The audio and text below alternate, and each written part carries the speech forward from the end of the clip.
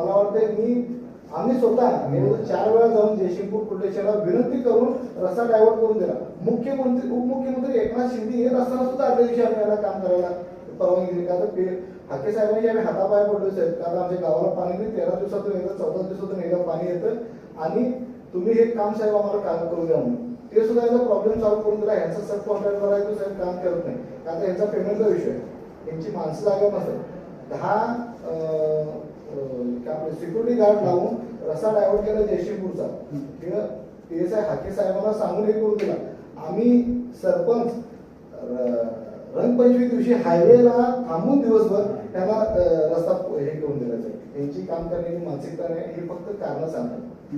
दुसरी गोष्ट काय, आज 13 दिवसातून 14 दिवसातून एकदा आमच्या गावाला पाणी येतं. आमच्या गावाला कुठलाही साहेब त्यांनी नैसर्गिक प्राण्याचा स्रोत नाही, नदी नाही, ओढा नाही, तलाव नाही, कुठलंही विहीर नाही मोठी.